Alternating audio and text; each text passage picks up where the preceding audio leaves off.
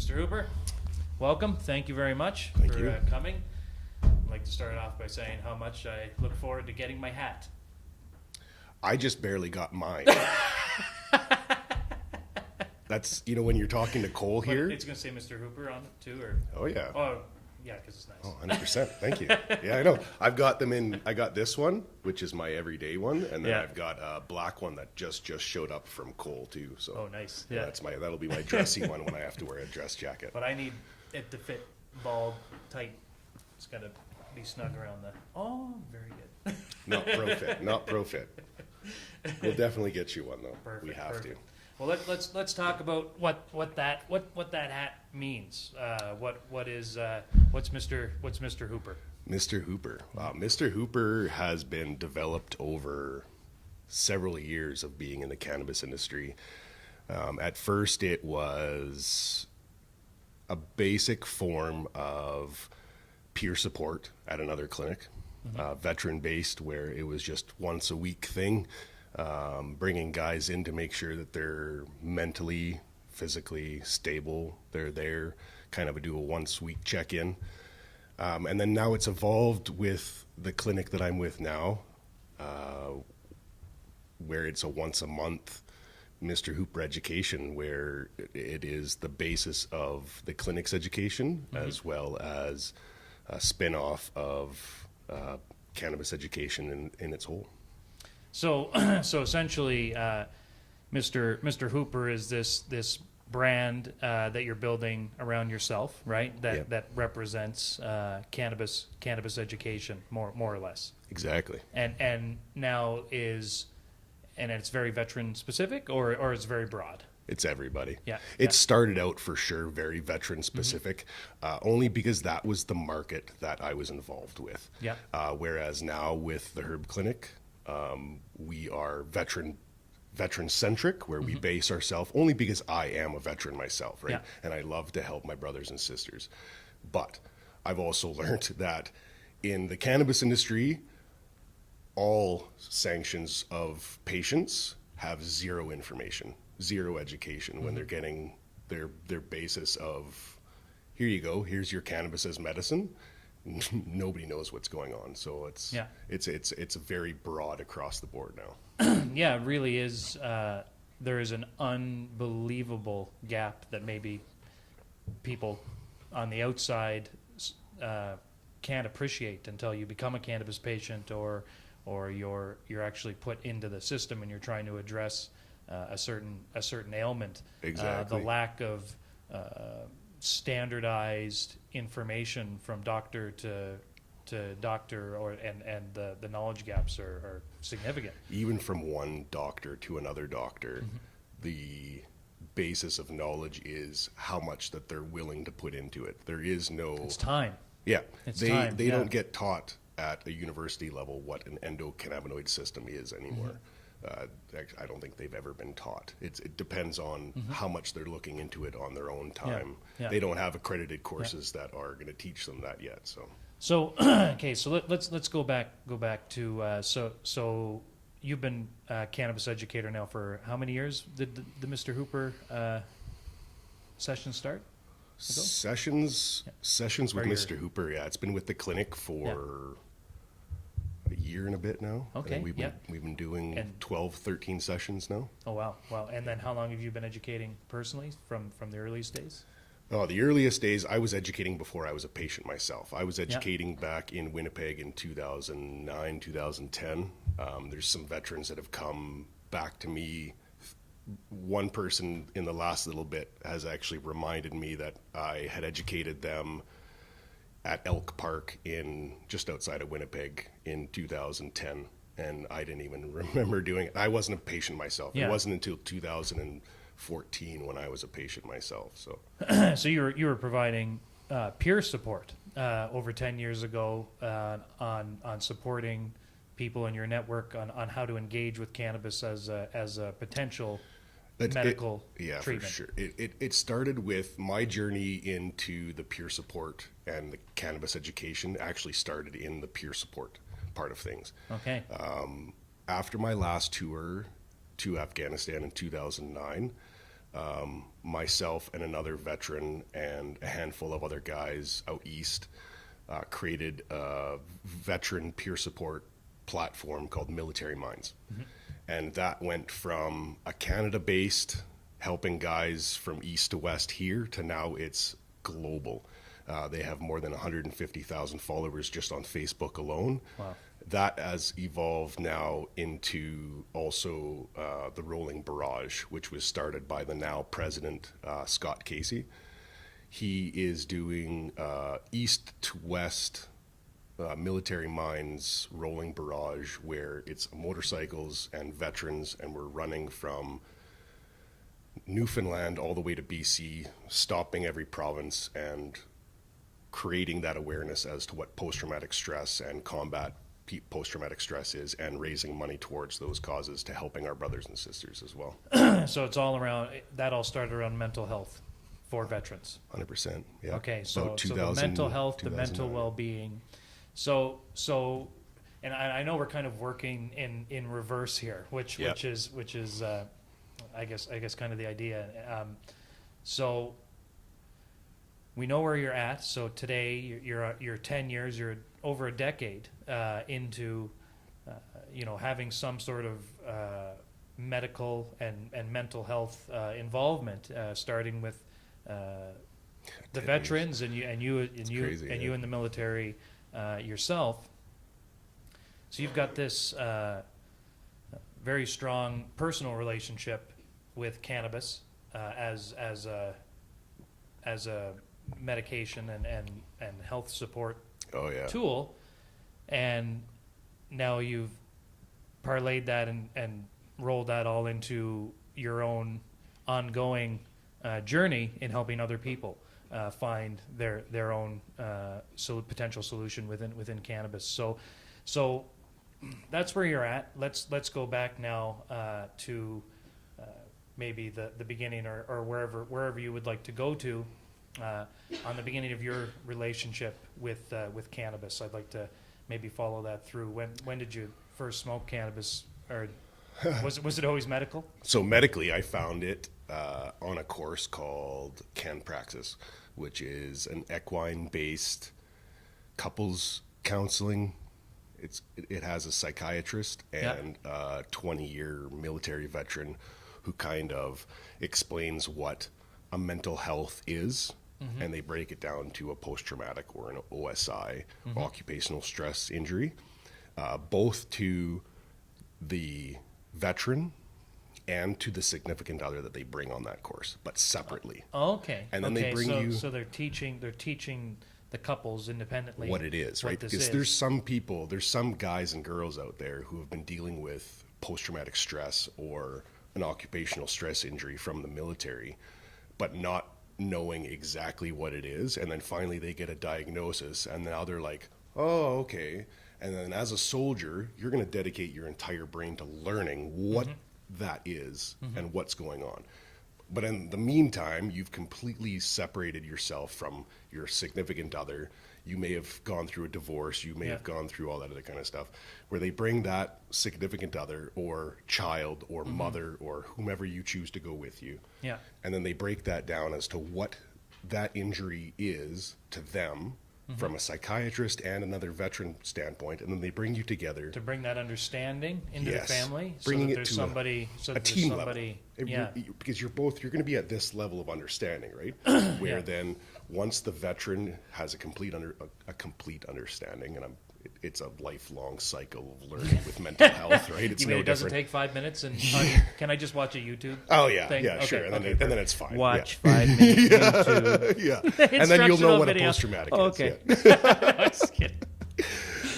And then they take you and your significant other or your partner, and then they put you on an inside, like not a barn, but an equine-based barn, and they put a horse, which is a flight animal, and they make you do couples different activities, and it brings you closer, because you have to be able to control your anxiety and the inside of you, because you can't be going all the time. Whereas it's going to be doing the same thing for your spouse, because now they're worried about you and they're not worrying about themselves. So they have to worry about themselves. And then you've got an animal who can sense both of you and will take off if you're not balancing yourself on the inside, as well as your spouse, keeping you both accountable.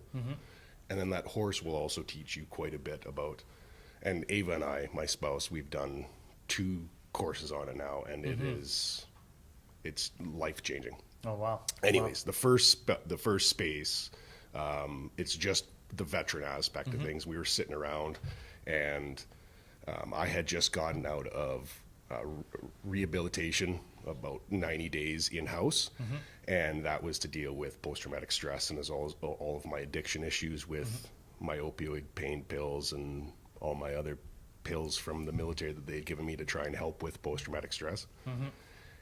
And I was sitting there, and another veteran friend noticed that I was in a lot of personal distress because I was trying to deal with everything this way.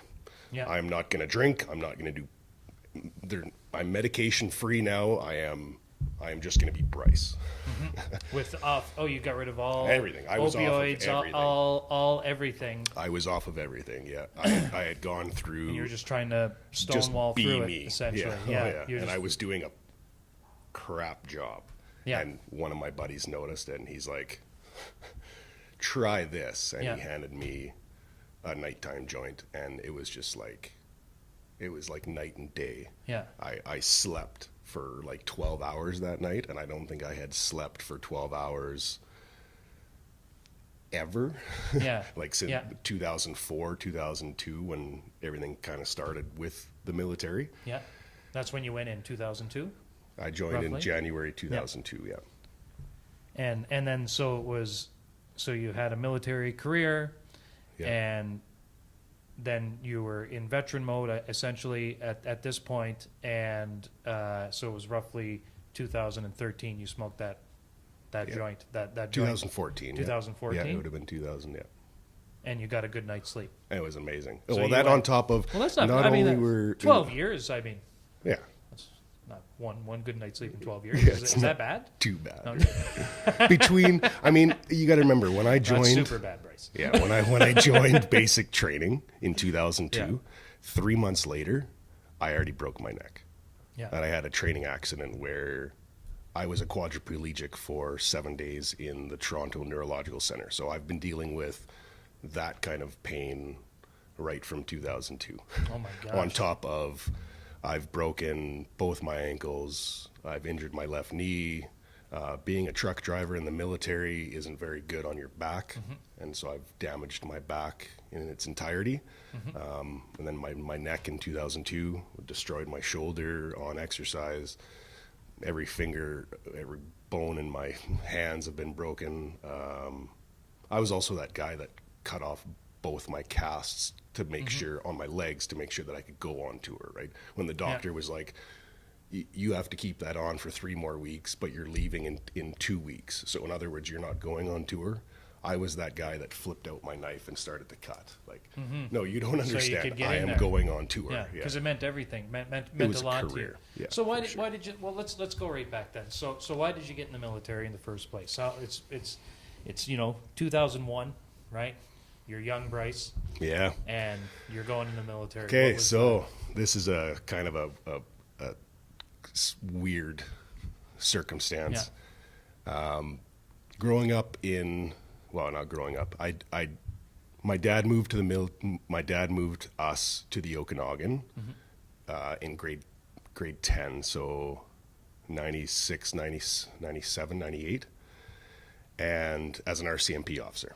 That's why we moved there. I always had a calling to join the military. I always wanted to be a G.I. Joe from the time that I was just a little kid. My mom can vouch for that one right from the start. Real American. Yeah. I've always kind of chased it. Sing the theme song together right now? I actually don't know the G.I. Joes. I know, right? Cut that out. Yeah. Okay, we'll just move on. We'll watch an episode later, though. And so I 2000, it would have been about January 2001. And there's a recruiting center in Kelowna, which is North Okanagan. And so against both my parents' wishes, I went up there and started the paperwork.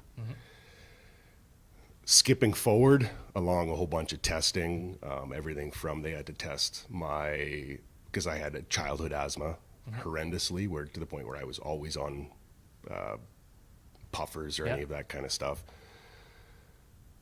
September 10th, 2001, I get a phone call from the recruiting center. It's not a significant date for most people, but the following day in the world history might be September 11th, 2001, when the terrorist attacks. My recruiting center called me on the 10th of September and just wanted to make sure that I was still good to go, that I still wanted to join. And I said, yeah, there's no reason why not. Everything's in place. If I qualify for a certain position, I'm ready to go. So I woke up on September 11th, 2001, and it was just a normal day for me. And I was on my way to a grocery store job that I had in Summerland. And about 9 o'clock in the morning, my recruiter called me and asked if I still wanted to join the military.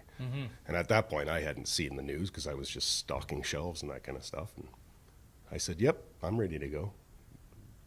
By January of the following year, I was wearing boots and on my way to becoming a soldier.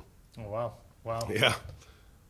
And so I guess that was a traumatic time worldwide, and you were joining the military at a very a very polarized time, and you were on your way almost knowingly to something. You were on your way to a tour. At some point we were going to be churned out to go somewhere for sure. Yeah. So you got in.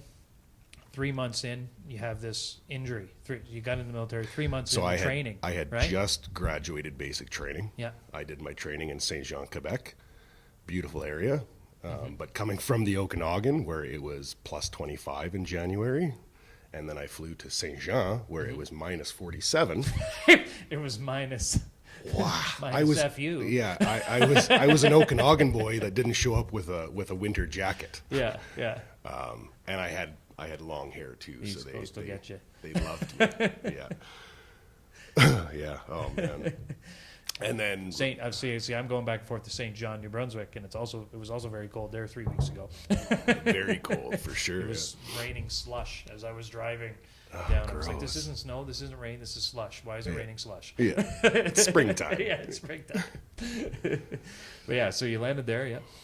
And then then graduated basic training 3 months later, and then we were on our way to Borden, Ontario, and that's where me and my roommate, in a drunken wrestling match, basically, we broke my neck, and I was a quadriplegic for almost 7 days. Yeah. And then, by the miracle of whatever, my legs started to twitch on the Tuesday, and I was back on course by the Friday. Yeah. So. And then now you were in a recovery mode.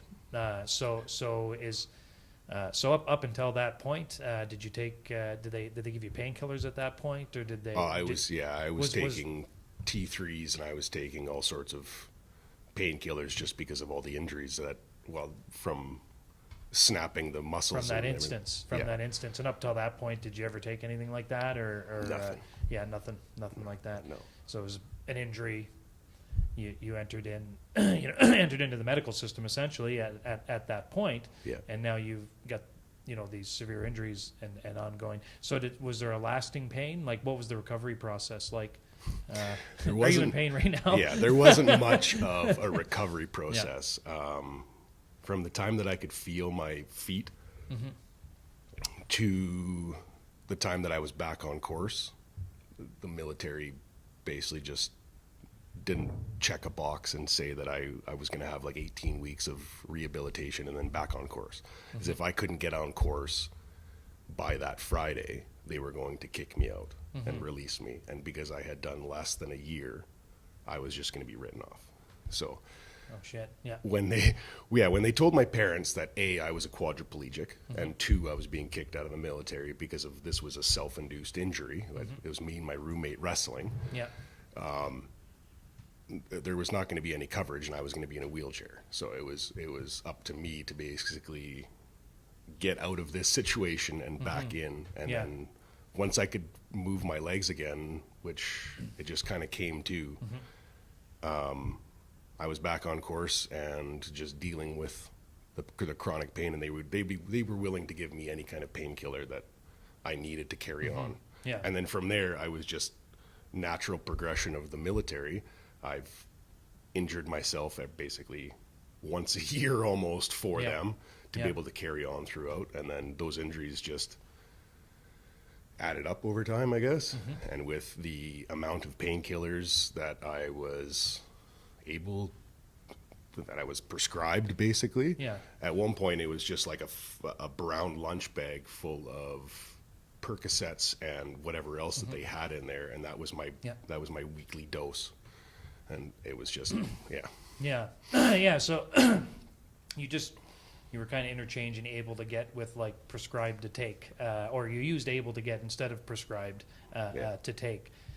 So I feel like kind of that's where you ended up, right? How many of these painkillers am I able to get? But when anybody's starting out on their journey into these painkillers, like it's how much they recommend for you to take, right? Yeah, exactly. So what were those recommendations in an ongoing basis? Like, did they like? Do you remember the dosing advice they gave you? Was it take as needed? Did they scale? Like what was that scale up? Like, I'm interested in understanding that. At first, it was what they prescribed. Of course, I mean, with any new injury and any new medication. Including all of my post-traumatic stress pills, I always listen to what they asked and how they asked you to do it, right? So if it was twice a day with X amount of pills, I would do exactly that. Yeah. But after so long of taking those, like the pain pills, where it's you take two pills twice a day and it just wasn't working, I, like just anybody else, started taking, I take 3 in the morning and then 3 at night. Okay, well, so you just started upping your own dose, or okay, but would you advise them of this though when you went in, like of course, so you would up your own dose, but how did that work? The day, let's say yesterday was the 2 and 2 and today was the 3 and 3, and your appointment is in a few weeks. So then you go in and you just did 3 and 3 for a few weeks. Then you go in, you just tell your doctor that, and do they increase your prescription, or how did that rotate? At that point, I was also on a pain management program as well too, right? So they had... Oh, so they put you on a program. I had physio, and I had acupuncture and everything else, and chiropractor and all that other stuff. They were trying to... you were prescribed a full... Okay, that's awesome. You were prescribed a full integrative... Oh yeah, get better and because program. of my injuries too, right? Everything from both broken ankles to the top of my, my head, my neck being busted up, and my back being broken. They had me on different physio programs. But after a while of going to said physio programs and nothing helping, other than chiropractor, which still to this day, and acupuncture and massage therapy and that kind of stuff, where it's the continuous beating the knots and kneading out the pain and stuff. Keeping it under control. So that's all helpful. That is very helpful. Yeah. It was I hate to say it, but it was the opioid pills, where it was just like after a while, nothing was helping. Or this was saying that nothing was helping. Yeah. And the pills just became, all of a sudden I would be out. But it wasn't like 2 or 3 days out. I was 2 or 3 weeks out worth of medication. Yeah. But any time that I brought it up to a military doctor or the civilian counterpart within the military, my script was always taken care of. Your script was always reloaded. Always. It was either reloaded at the time of need, or it was upped so that way there was never a time of need. There was never... they upped it. So there wasn't this... You weren't hiding this. Like, throughout your career, it wasn't you were, like, hiding. No. your prescribed amount went up continuously. Oh, yeah. Yeah. I was also very open about my mental health struggles. Yeah. At the very start, like 2002, 2003, 2004, my first tour in 2004, where some of the mental health struggles started. Let's talk about that. So we're kind of we went through the injury, right? And we kind of went on we went down the path of you. I'm everything we just talked about. I'm assuming it's coincides with what we're about to talk about. So now you were put on a pain management regime after this injury when you first got in. You're about a year in, and you're using the health and wellness system, which I'm hearing isn't necessarily a bad system. That's in the military. They've got all this infrastructure around. Yeah. It's not like they didn't just give you pills and send you on your merry way. They had these other things there. Yes, but simultaneously they didn't not give. They didn't exactly. They didn't actively monitor, manage, or anything like that in that. That was the main tool they used, so to speak, right? Oh, yeah. From what I'm gathering. It's definitely a pill pushing society. I can't speak about it now because I've been out for so long, but 100%. Yeah, at that time, your experience was that, right? Yeah. So what is that first tour like? Where did you go? Where did they ship you off to? I went to Bosnia in 2004. Okay. What was going on there? It was a wrap-up tour. It was Roto 14. I went there as a young private to refuel helicopters for the Canadian Air Force, and the Canadian helicopters had already packed up and gone home. Okay. So my tour was basically, I refueled a lot of American and Hungarian helicopters out of Velika Kladusa or Camp Black Bear. Yeah. But I also became like a camp driver. Yeah. So I became a VIP driver is what the term is in the military. And I drove everybody from 408 Squadron, so any of the lead command team there, anybody at the helicopter squadron that is based out of Edmonton, they were deployed there, along with anybody out of there's a Quebec infantry detachment called the Vendeus or the 22e Regiment. Yeah, the Vendeus. Yeah. I've heard of the Vendeus. Yeah, so they were there at the time, and anybody that needed like a quick ride, I was their kind of go-to guy as well. Yeah. And it was, I worked on my suntan. Yeah. We So that was a good tour. We did a lot of drinking. Like, yeah. Oh yeah. So that was not a bad one. No, not a bad one. No, I mean we did lose 2 Hungarian soldiers. That it kind of struck me weird because I've always been one of those where I'll make friends with other people. Yeah. And I had sat and had supper with these 2 guys at the same table the night before, and they had gotten into a vehicle, and one thing led to another, and the vehicle drove into the side of the mountain, and both died. And oh my gosh. Yeah, so they had to get flown out, right? So it kind of affected me, those 2 human beings that I was sitting and eating with the night before are now no longer, right?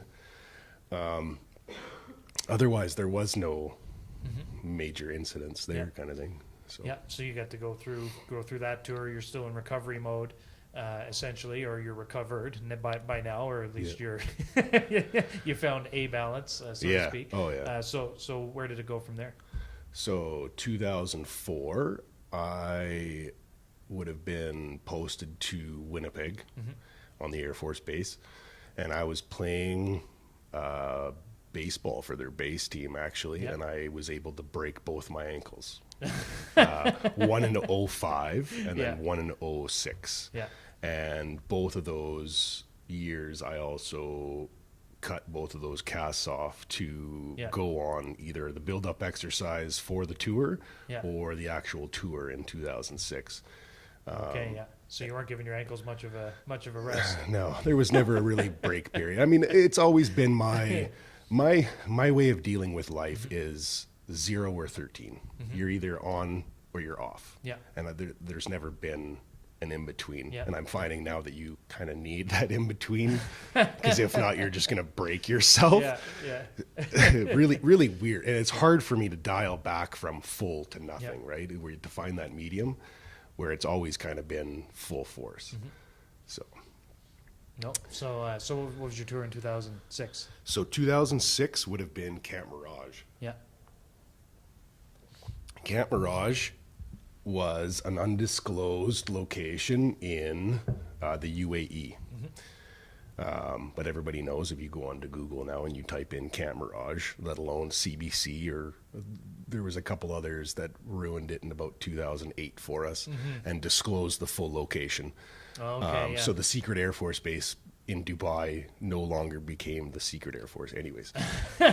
The well-known secret Air Force base. Yeah, it's on Google Maps, believe me.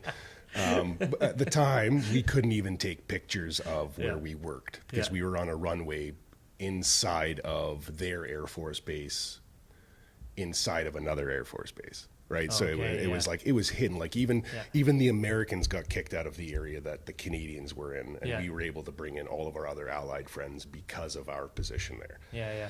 So my job there was, as a transport rep, I was corporal, master corporal level. So junior leadership. And my position basically became where I was a liaison with the host nation. So there was an Egyptian who was employed by the Air Force, and his job was to look after the refueling tank farm. So dealing with millions of dollars worth of aircraft fuel, jet fuel, and all that other kind of fancy stuff.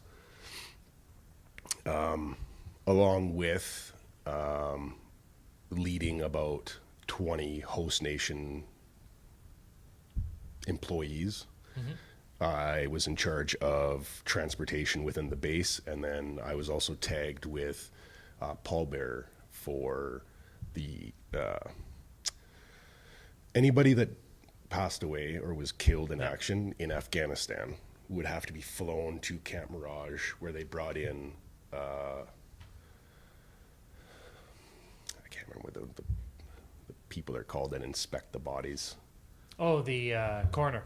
Thank you. So they flew those guys in from Toronto into Dubai at Camp Mirage, where they did all their fancy stuff. Well, everybody saw during the Afghanistan war the ramp ceremony out of Afghanistan, right? There's a second ramp ceremony that always took place before Toronto, though, and that was in Camp Mirage. Okay. So off camera, it was also a hidden base, right? So we couldn't televise it. But it was the exact same ramp ceremony that happened in Afghanistan happened there, and I was part of that team for 27 of the 33 men that were killed in 2006. So that in itself weighs heavily, because the guys that were in Afghanistan at the time were part of the 1st Brigade, where I trained for the first part of my military career too, in Edmonton. So a lot of the guys, I didn't know them personally, but I knew them. Like if it wasn't like an infantry or a combat engineer or a medic, it was somebody that I had done training with at some point. And being an MSc op or a truck driver, you're always attached to somebody else bringing logistics to all of them, right? And you're engaging with 100%. With everybody, with a lot of people every day, right? Through your whole and getting to know these guys, right? So I mean that's and you're all in there together, right? Yeah. So, and it was a pretty frustrating piece, because I had friends that were also MSc ops that were up north, and they would have to come down into Dubai to get stuff, or they're on leave or whatever, right? And just hearing them and talking to them, and then doing the ramp ceremonies and seeing and not being able to go up that way and help as well too. It was mentally just debilitating. So let's kind of go to that. So you're through what are quite quite heavy experiences, right? And injuries, and you're also, always, you're always recovering from something, and you're always gaining something new, right? And I mean, that's military life. I mean, that Oh, yeah. you're and this is only a presumption, and only what it appears to look like from the outside, and this can include other very this does include other very serious and traumatic professions, like many RCMP officers and many people, yeah.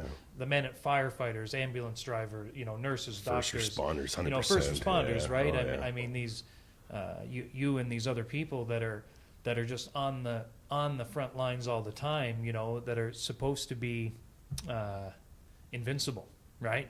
So you build an army, you build an army of military men and women that are meant to kind of go in and do these, or be Yeah. involved in these horrendous traumatic things and be okay, right? They're supposed to be okay out the other end, and then you line up, you line up first responder, ambulance drivers with that, right? And they go in. So it just appears from the outside of all these professions is that you're not done, or you're just trying to figure out how to deal with these traumas that are getting built up, while you're putting new trauma on top of it. Oh, yeah. as you move forward, Oh, and a lot of it.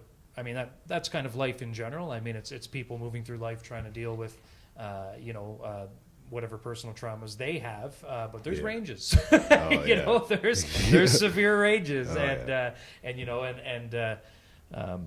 and these first responding traumas, or military traumas, where you're in this organization. I mean, I guess you could equate that to, looking at somebody and saying, well, you both you and I are in the construction industry actually as well, and it's not that or have been, and it's not that nothing has ever,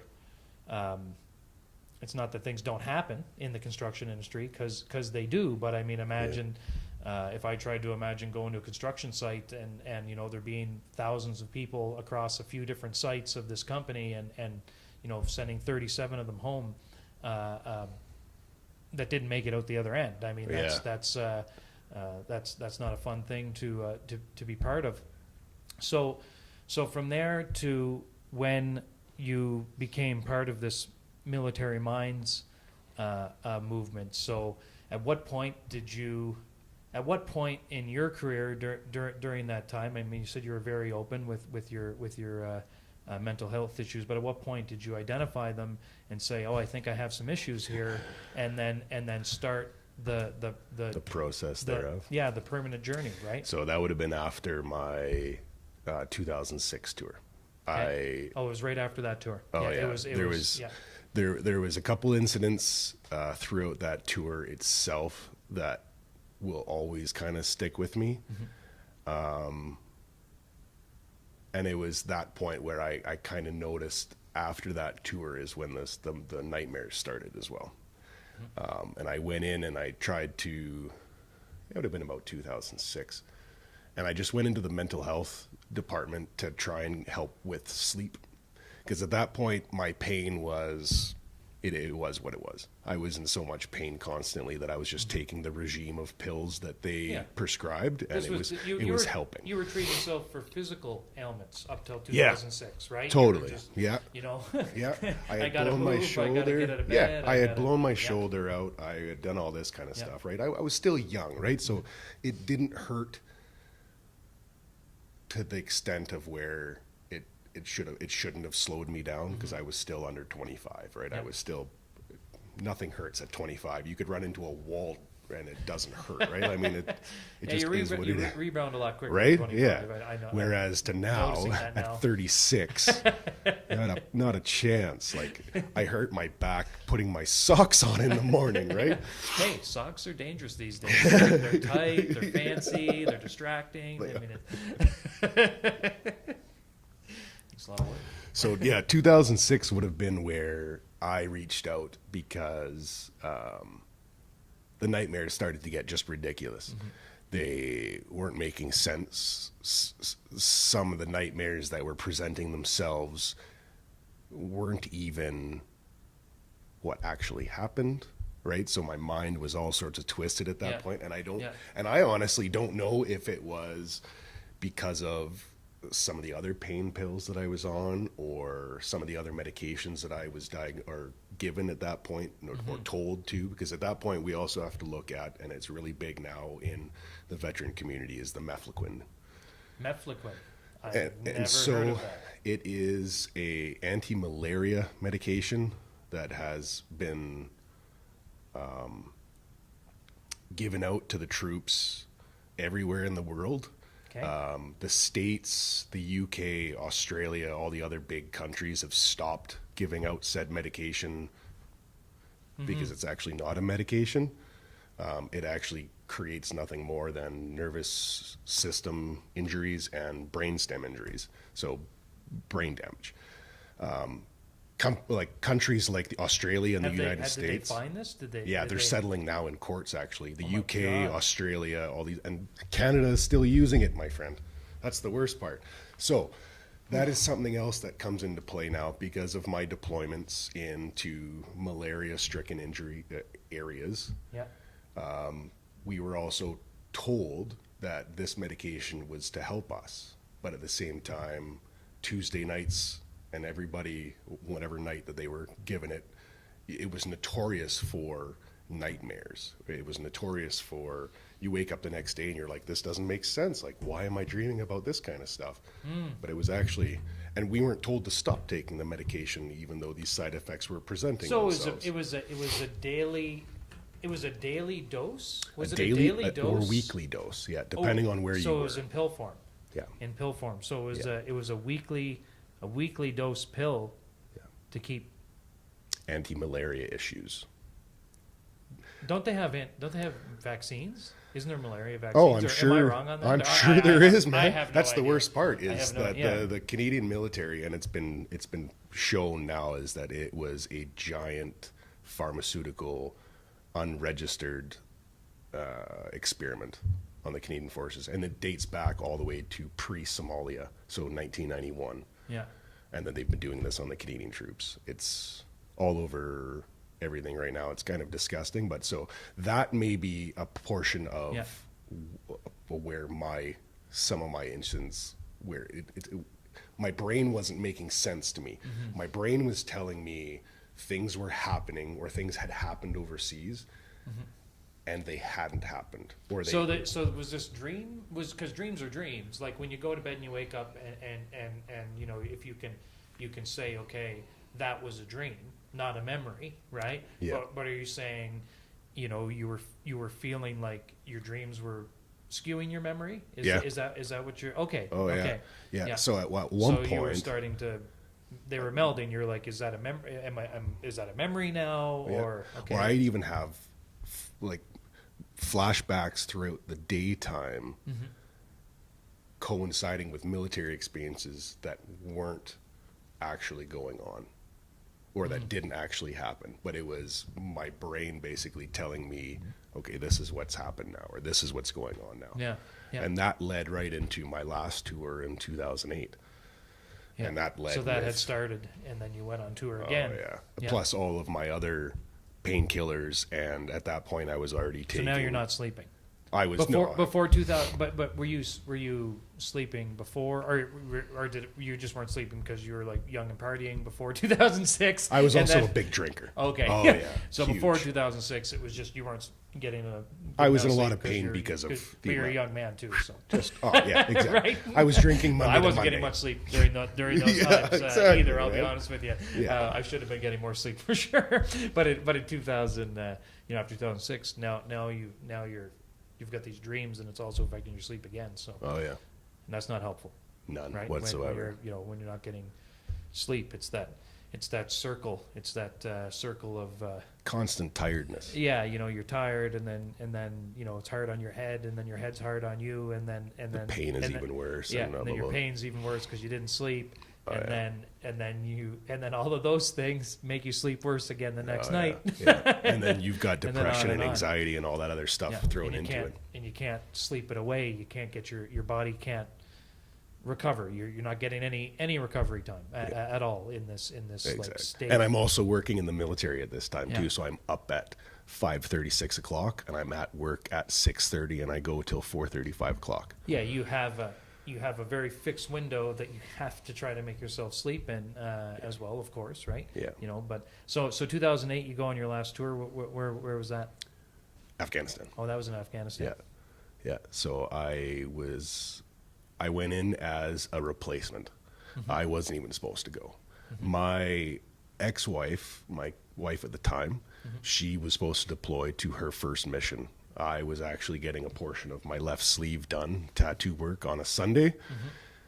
She was in Wainwright training, and I got a phone call from my boss that said that the guy that was overseas had broken his hip, and I am the only other guy in Western Canada that held the qualifications, supposedly. And so by Tuesday, I was in Afghanistan.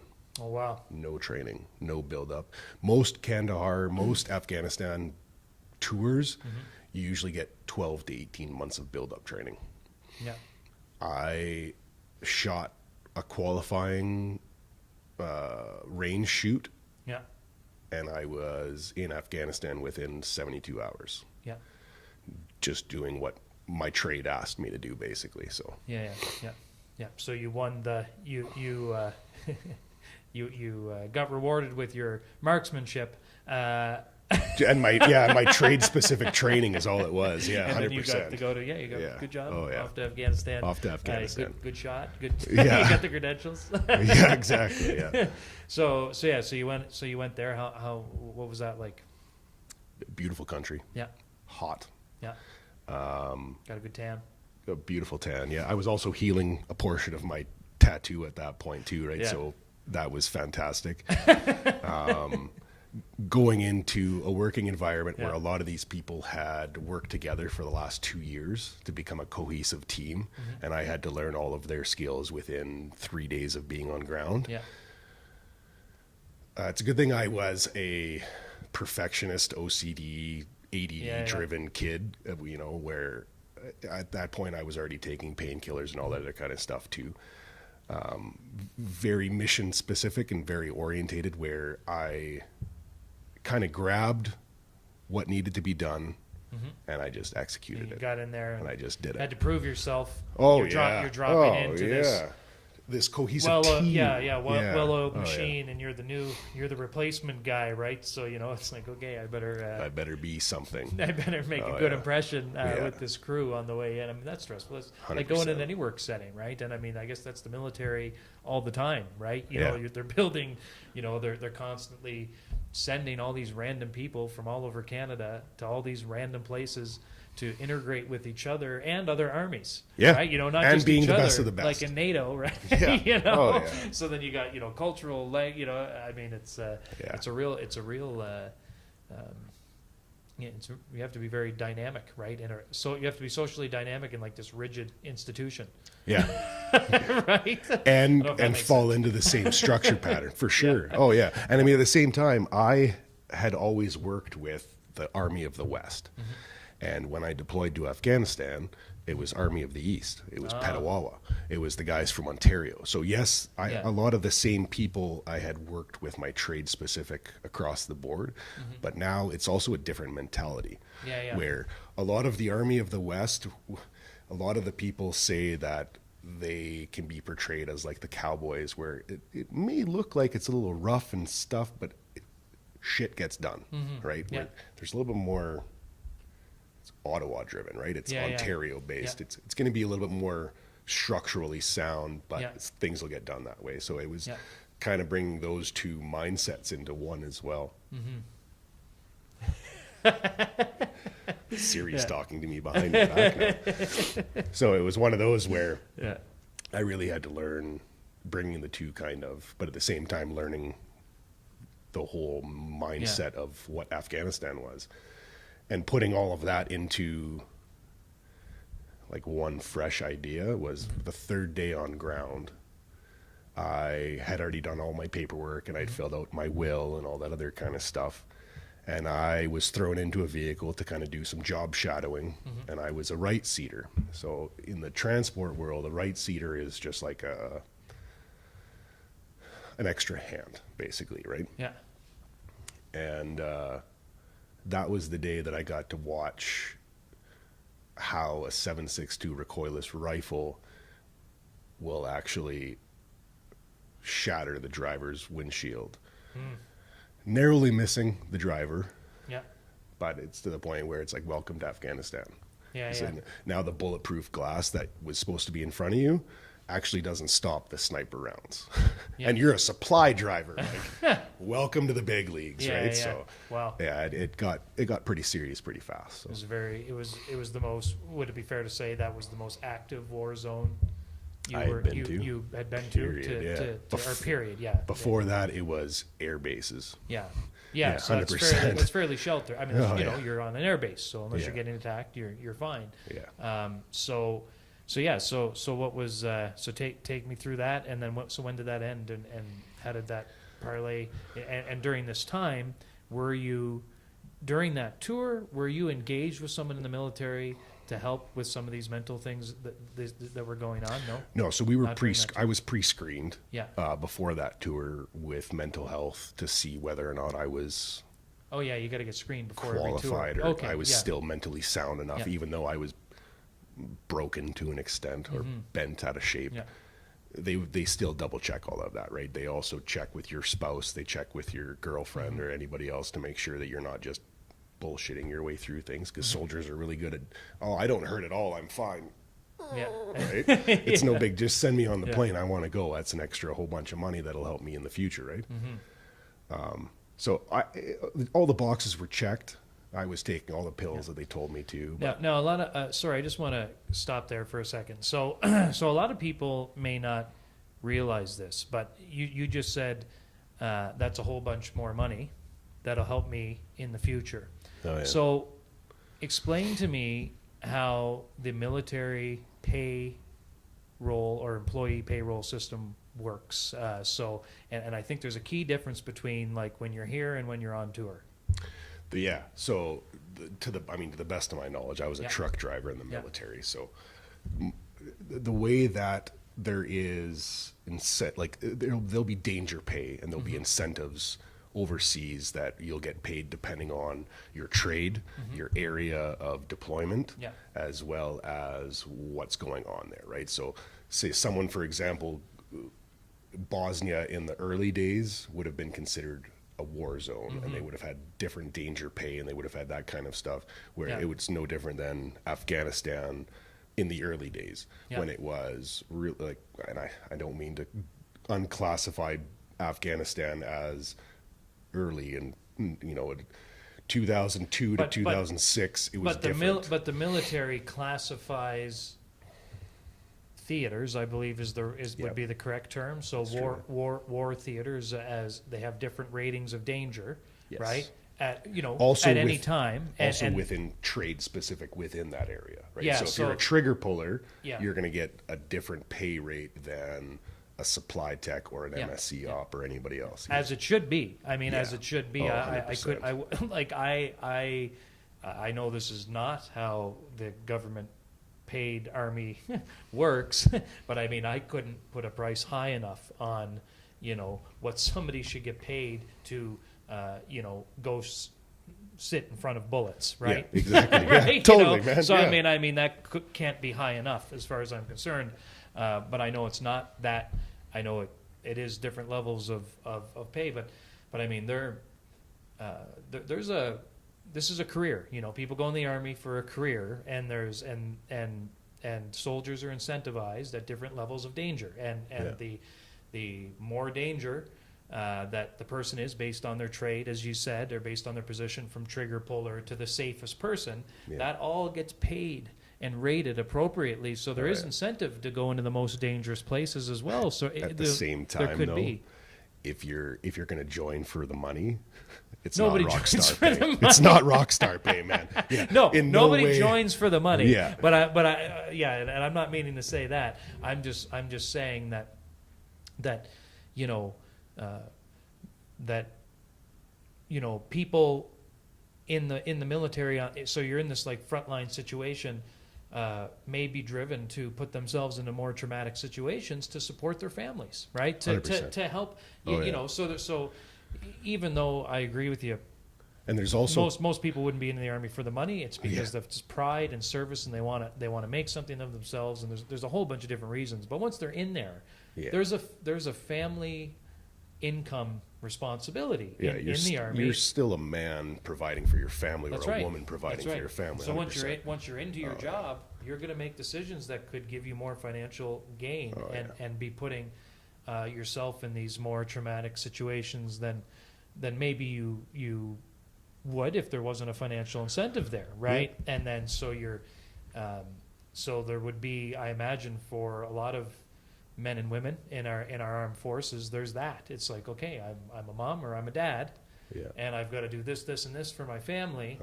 And then you're weighing this, there could be this financial moment where you're like, okay, well, I'll do this, I'll be in more danger, but you're risking your life, right? Or for sure, tough, and I think I couldn't imagine even to me, even that, like, because I'm not in it, but just talking that out loud, right? I don't know what that's like. I have no idea what making that decision would be. I like, for me, that is like driving to Calgary once a week, right? I'm like, okay, I'm gonna get in this car and it's wintertime, right? Yeah. And I'm going down there for business. That's like the closest thing I have, and a transport's driving by me, and there's black ice, and I'm scared, right? So I do have, that's not comparable, right? But it's happening. Yeah. But just having to like think about that and make that decision alone. And that's your career. You're like, okay, I've got these levels of life endangerment, and then as you leave 25 and approach 30 and 35 and 40, those are very different weights, right? I'm single. I'm 21, 22, 23. Yeah. Now I have a wife. Oh, wait a minute. Now I've got a kid, and now your decisions are getting headier and way more, and would have its own amount of insane burden, mental stressors, anxieties, without any of the other, just the basic things. day-to-day just life the stuff. day-to-day life, right? Yeah. Just that alone, right? That's really, really, it's just, a lot to think about, right? So, but yeah, sorry. Where do we leave off before I went into that tangent? I'm not sure, actually. I think we were on our way. Into Afghanistan in 2008. Well, wait, there was this pretty. I think this was in Afghanistan. You and a buddy were doing an inspection, I think, on some sort of remote place where there was a bathroom, and I think there was an animal involved. That's actually 2006. Oh, was that 2006? Oh, that was in Bosnia? Okay, let's take a brief stop back to... So that was... and then we're going to go back to... That would be Camp Mirage. Okay, that was in Camp Mirage. Yeah. Oh, man. Steve Bouchard is going to kill me for saying this, but yes. So we were... so this was going back into the airbase where we were looking after...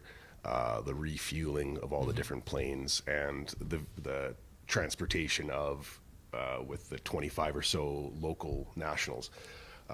A buddy of mine, great guy, him and I were tasked to go and look after a portion of the fuel farm that day, where we were to go and check the fluids and make sure that the tanks are still livable, kind of thing, right? Mm-hmm. And so there's a little concrete office off to the side, and it was really hot that day. Like, you're talking like it was 60 degrees before 7 a.m. kind of thing, right? So we get into this little office, and Well, first it started with me finding a portion of a snake in the shower area. A portion of a steak. So it had curled up, and for whatever reason, it had just died. Yeah. And so I had got to catch it when I went going off to the bathroom. So I let a little yelp out, and my buddy Steve comes into the room, and he's looking around like, okay, well, we're fine with this. There's nothing wrong. As we're walking back into the other portion of the building where there's a desk and there's a couple chairs and stuff, he lets out this, like, what is that? And you're talking about a camel spider that it's the size of your hand with an exoskeleton, right? Yeah. So you got two guys that are over 6 feet tall. At this point, we both have our C7s, our rifles over top of us. Yeah. We're not allowed to shoot this thing. We would love to at this point. We're looking at each other. You this can't thing discharge your firearm for random reasons. No, especially being a truck driver in an Air Force environment. That's a lot of paperwork. That's right? A lot of paperwork. So this thing now sees us and turns really quick. Well, you've got two 6 foot tall grown men. Yeah. In uniform with rifles, and we're grabbing at each other and jumping at the same time to the point where we jumped onto like the desk area and we're arm in arm and we're like all because of this camel spider. Yeah. And we deal with it. I would be reacting the same way. Full disclosure. They're gigantic. I'm terrified talking about it right now. Yeah, 100%. Oh yeah. Yeah. Oh man. There was a whole bunch of other kind of bugs that we had seen too. But that's awesome. So now we'll fast forward back to now we'll go back to Afghanistan. Yeah. And we're back. And so that was so throughout Afghanistan, and you're let's progress to basically. From there to your involvement, actively in supporting or in the peer group, and then into the beginning of your current relationship with cannabis. So 2008, 2009 would have been my Afghanistan tour. We would have been bumped to the right and had to stay there a little bit longer due to the replacement troops that were coming in. Around that time, too, I knew that I was struggling severely with what was going on in my head, as well as the chronic pain, as well as what I had experienced on that tour. All in the while, though, I knew that the pain pills that I was taking, they were working, but they weren't. Like, I knew something wasn't right. Something wasn't right. Yeah. But I put my faith in the doctors and the medical staff and the military staff as they tried to help me. But there was always that in me that I always challenged the status quo. Being a son of an RCMP officer, I knew that side of the house, right? But at the same time, I knew that there was a lot of that structure that... My dad was a cop, so I pushed the buttons, right? I was the oldest, right? I was the kid that always made sure that my younger brothers learned from my mistakes, et cetera, et cetera. So I knew that there was... You paved the way. Yeah. So what I, like the pain pills and all that other kind of stuff, I knew it was working, but at the same time, it wasn't working. And so that in itself started to evolve into me looking elsewhere. Because at that point, there was... major addictions, there was major problems within my personal relationship and my marriage, my kids, my drinking habit after Afghanistan became... I look at it now and it was embarrassing how bad it was. The amount of drinking you were doing. Oh, God. Yeah. I even found... And was it progressive? Like, it just got worse and worse and worse as it went on, or was it consistent, or how did that... No, you know what? Even looking back into Afghanistan now, I found booze and drugs in Afghanistan. So it was almost like the dam broke. Did the dam break? My Sort of? my pain You know, at that so I it was had, this- I had I had done everything from Yeah. all my neck injury. I have 2 back injuries, my knee, my shoulder, my elbow, my hips, both my feet are messed up. Both my ankles are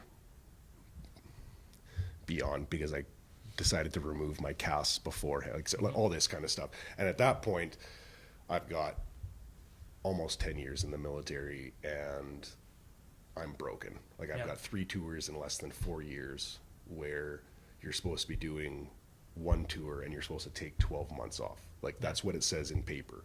Yeah. But all of my chain of command always made sure that that 12 months was signed off, so that way my next tour didn't, right? So I was a workhorse. I was so driven to be, I was running headfirst into the wall and not realizing what I was doing either too, right? So my addictions and my pill use at that point became recreational in ways too, where nothing was really fixing the problem, but I was also trying to chase where my brain would shut off, right? So there was, I was dabbling into recreational drugs at that point too. My drinking was like a 2-6 of a spiced rum or a rye or a in an evening. Yeah, Every and day- I mean every that, day, every and day that doesn't I lead was- to good decisions. I mean, I mean, correct me if I'm wrong. I've never heard anybody say, "Well, I drank a 2-6 and then I solved my problems." Yeah. At the same time, throughout the day, Then I made all these great decisions Exactly. right after I Yeah. drank. Oh yeah, I made all the best friends, and my wife when I drink still a 2-6 loves of me. whiskey, I do math problems. When I do, no, sorry. Yeah, man. And I was also drinking during the day too. Yeah. So Yeah. my work environment, and I don't know how it is You now. progressed to drinks during the day as well. Yeah. The military environment, if you weren't drinking at work, especially in the position where I was in that middle to senior management levels, if you weren't drinking at your desk, people were questioning you. There was a lot of rank where There's a very strong alcohol culture in the military. in the military, period. period. Oh yeah.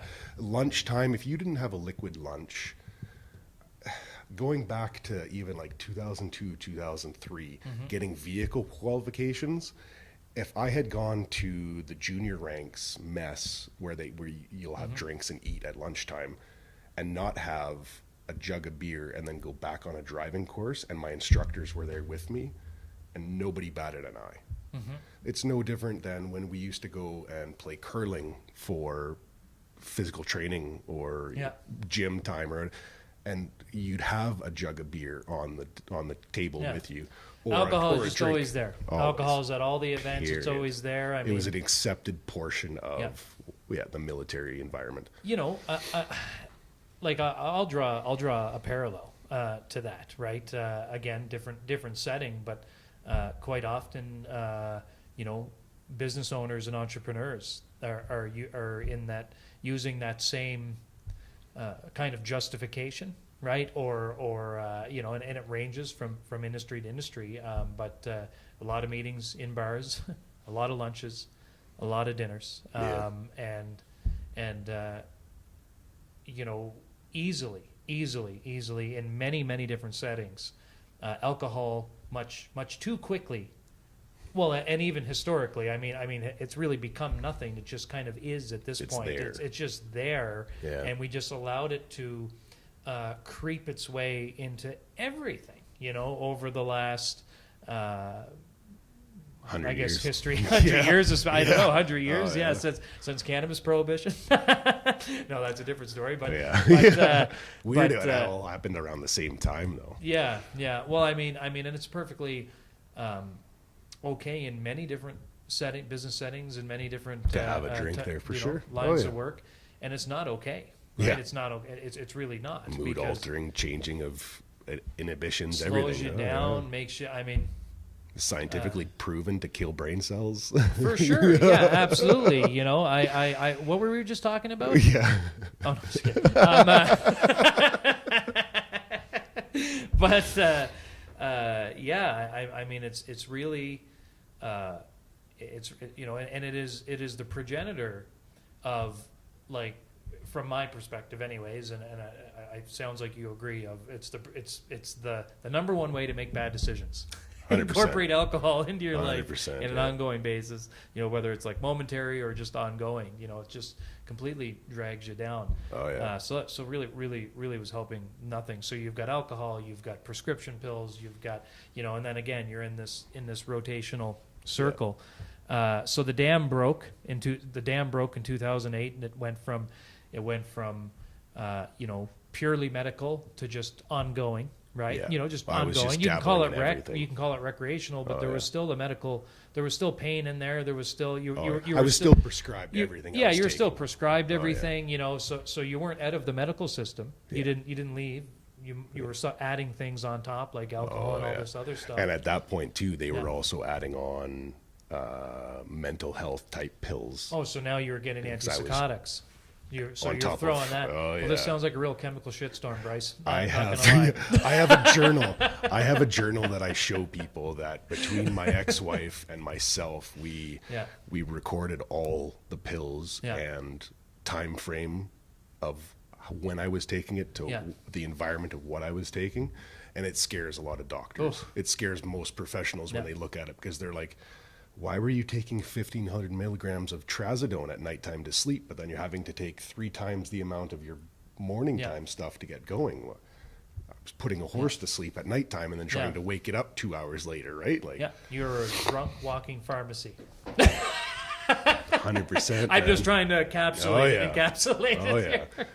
here. And it's not. And I'm not trying to make a joke of it. It's not uncommon, right? I mean, it's not uncommon at all. It's very common. It's terrifyingly common. I mean, you are one of many veterans, thousands that have had similar experiences, been in these similar places, and then outside of the Army as well. I mean, life makes it very easy for people to end up in these situations. A combination of the medical, the reactionary medical system, and it all comes down to a network as well, right? Of support, but it took you 10 years, right? It took a long time. Yeah. To get into that, it took it wasn't like you immediate. It wasn't in 2002. You didn't just wake up one day and all of a sudden you were out of control. I'm going to be an addict. That's it. Yeah. Yeah. No, I'm planning on this. Yeah. It took a long time. And it was progressive, right? It was very progressive. Yeah. And then you ended up in this chemical shitstorm is the honestly the best term that I can think of. That wasn't easy to think through. There was no thinking. That's the problem. Is between the prescribed medications, the alcohol, the liquors, and the booze on top of the recreational. I hate that word because recreational cannabis is linked to recreational now, but I was street drugs. Yeah. Right. It was that on top of the people I was hanging out with, et cetera, et cetera, et cetera. Yeah. Well, it snowballs, right? What comes first? What comes first? The people or the or the drug habit? It's always a little bit of both, right? It's always at the same time. So then, at one point, you made a decision to start fighting against this thing that took you 10 years to build up. Oh right? God, no, 10 years. 2008, 2009. Yeah. No, at that point I had almost embraced it. I had realized there was a problem. 2008, I was still overseas, so it would have been like from March to November of 2009. There wasn't much thinking. There wasn't much of anything. I was also promoted at work to my last rank at that time. And I was drinking full time, to the point where they used to catch me with a bottle of rum at my desk first thing in the morning, not a coffee. Oh wow! Yeah. Yeah. Now, But, was that Captain Morgan or? Yeah, it was spiced. Oh, okay. Yeah, Captain Morgan spiced Come rum. on, Yeah, man. I know. Yeah, I'm a white rum. It tasted It's like good. drinking sugar for breakfast. That's exactly what it was. Yeah. I was also 276 pounds at that time too, man. So all the pills, the water gain, Was and that the weight bloating? gain. That was bloating. Yeah, that on wasn't, top of the liquor. That wasn't man. good weight. Here, and around my eye, I was giant. I had an extra large shirt on. Like, yeah, I was incredibly bloated. I was angry. There was no Cranky. thinking. There was, I had young kids at that point too, right? So there was no dad. There was no, if I wasn't at work, I was drinking. Yeah. Right. Yeah. And if I was at work, it was 4:30, 5 o'clock in the morning, and I was drinking there, and then I'd get home, and by the time I was home, I was grabbing a bottle for my nighttime operations. Like, it was, and then dealing with all of the nighttime operations while drunk, drinking, and et cetera, et cetera. It was never, But that was also the time frame that I had stumbled upon. I can't remember the name of the book, but it was the basis of medical marijuana at the time. Okay. Yeah. And it was just something that I actually kept it in my garage away from my ex-wife, my wife at the time, because that was one thing that she was against. Cannabis. But weed at the time, it was illegal in the military. You could, like, that was a career ender. Cocaine, they would send you to a rehab place sooner than cannabis. Yeah. You got a second chance on coke? Yeah. Several times, man. Yeah, bro, I don't know how many times.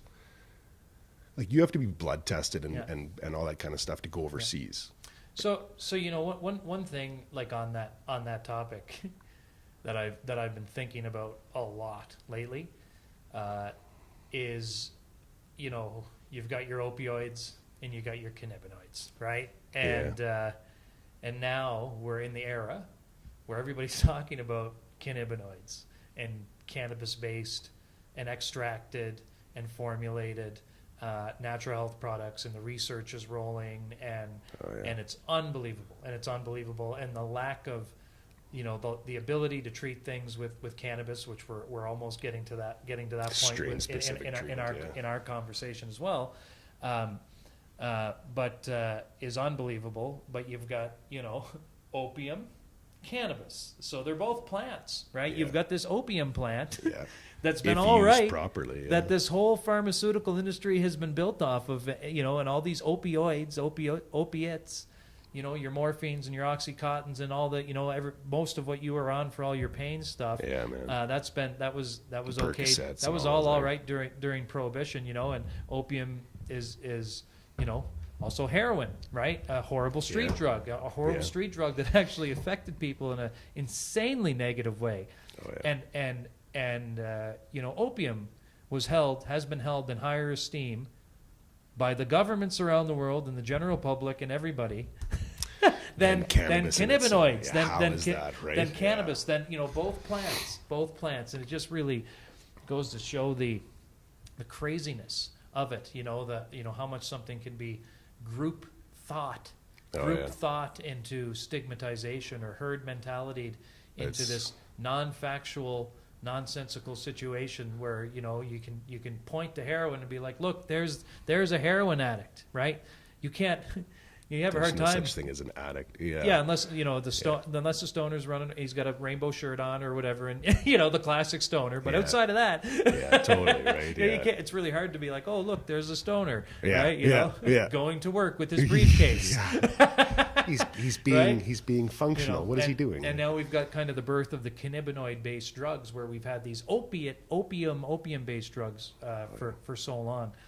Which is crazy. We're in that transition period right now, personally, where I think we're going to look back on 100 years from now, and that portion where we're coming out of the dark ages of medicine with opium, this last 100 years will actually be looked at as the dark ages of medicine, until we realize how much more positive it's going to be with your plant-based medicines moving forward. Everything's plant-based. I mean, this is the thing. These opioids have been removed from their plant. You know, opioids, cannabinoids. I mean, that's the craziness of it, right? I mean, you know, should have been used as a proper medicine instead of this biomechanical. Yeah. Exactly. Synthetic versions of a plant, of opium plants, right? That's been fine. So let's get to so you started using medical. So you're from 2009. How long were you stuck in this kind of state of self-harm, and then what was the moment? What was the moment you found some can?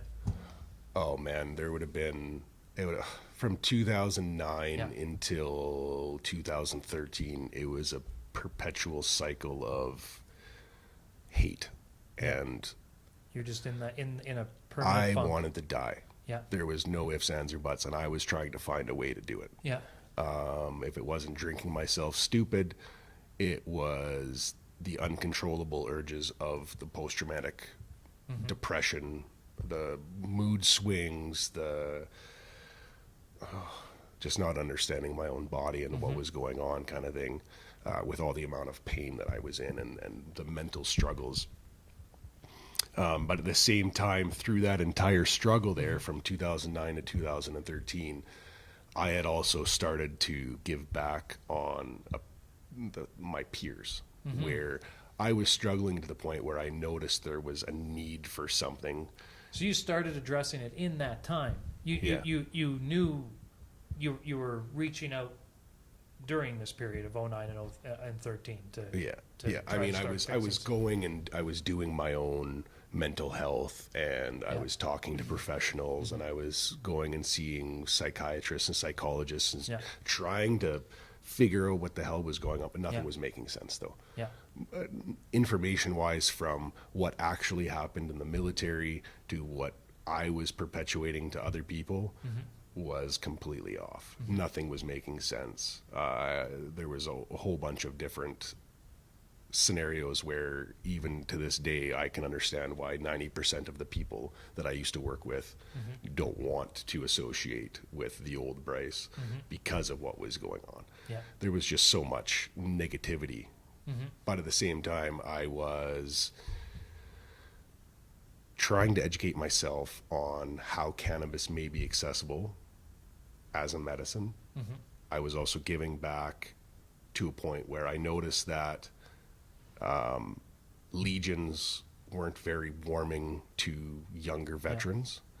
The OSI clinics, which is a federally mandated program across for veterans, it wasn't working. Psychiatry, psychology, these social workers. And this drive of yours all came from this book that you read in 2009, right? Yeah. It started there, and it was but you read it at the beginning of you falling off the cliff. Yeah. So you read it while you were falling off the cliff, and you're on these intense, definite concoctions of medications and recreational. So it was there. Like you knew the problem. You knew the problem. I did. Like you did. Like you read that book. It's stuck there. You knew all these drugs were messing you up. Yeah. But you were trying to address it. Yeah. But it was taking, so it was like it was creeping in, and then you said, okay, well now I'm gonna turn my attention to cannabis. So you wanted it to be your alternative, and you were trying to figure out how to get to it. It was to the point where I was also trying to use my prescribed injuries to get access to specific kind of doctors that I knew were prescribing cannabis at the time. Okay, so you're trying to find a doctor to get it to you. Yeah, but because cannabis was so much in its infancy at that time, and nobody wanted to touch a veteran with addiction issues. Yeah. Or drinking issues, or any of that, or all these other pills that I was on, that they thought that I was just going to chase the high that cannabis brought to me. They're like, oh, we can't put this horrible cannabis drug on top of all these good because heaven prescribed forbid drugs, right? Because it's not like you're He's breaking doing pretty up. good on all these ones. Oh yeah, right. Look at him. I had bags under my eyes. My chain of command used to catch me crushing up my Percocets on my desk, like either into my coffee or other ways. Yeah. And at the same time, I was trying to find access to this plant that I read about.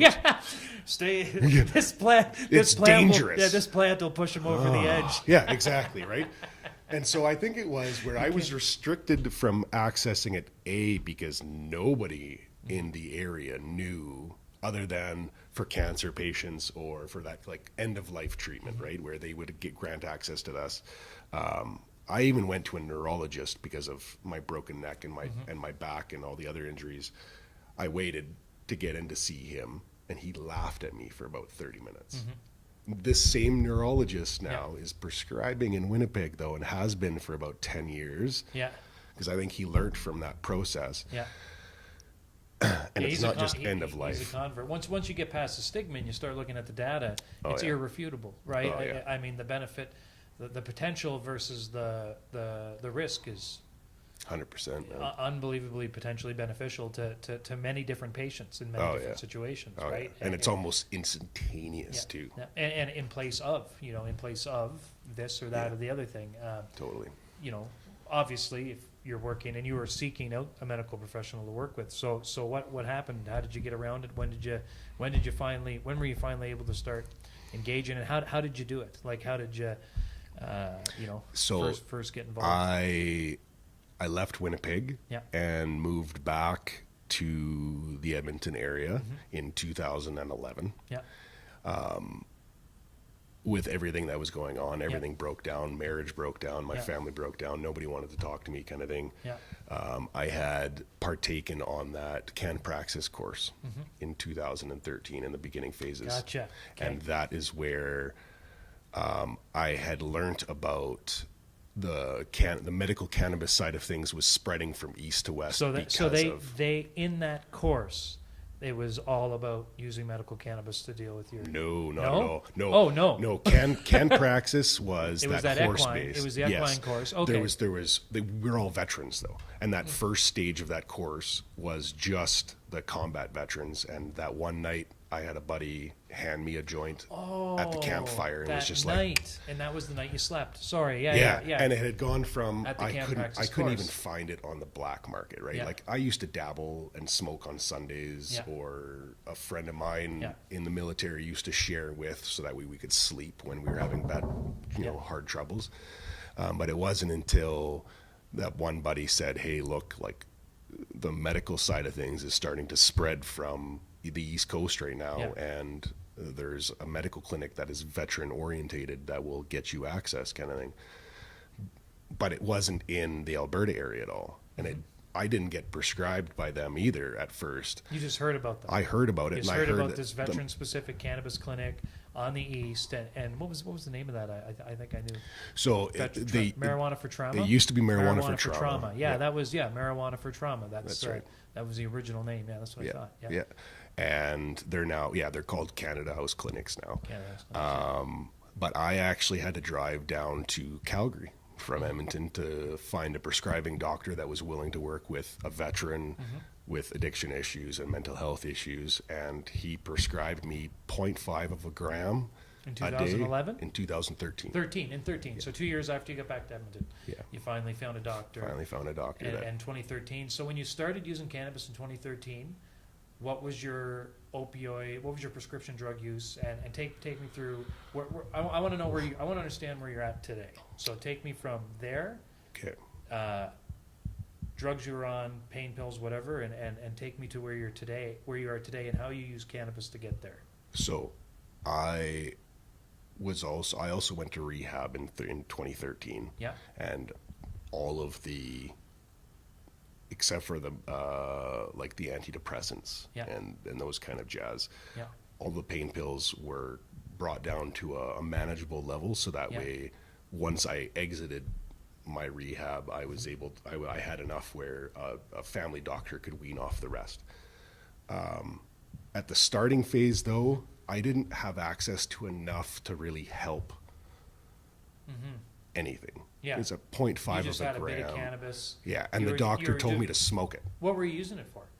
Pain. When you were pain. Okay, pain. So you were using it for pain. You had a little bit of it. You were using it for pain. Yeah, and basically I would medicate at night. Yeah. And just get that sleep. Did you use it instead of something, or just used it for pain and sleep? Used with everything that was. Yeah, but it helped you. So and what was the value add? So the value add is it helped you sleep better. Period. Helped me sleep. at the same time, sleep equated to a better next day. Yeah. And my sleep was under control because my pain was under control. And then if I could wake up with my pain being to a point where I could control it and then get after it with my other pills, my day would be somewhat manageable. So would it be correct in me saying that the first medical use of cannabis for yourself was to utilize it as a tool to help you sleep? 100%. Okay, that was your first goal. Yeah. That if that Or was it would a goal, shut the that was your squirrel goal. off kind of thing at nighttime, where my post-traumatic was shut off at night. And it was at that point before bed, it was helping you sleep.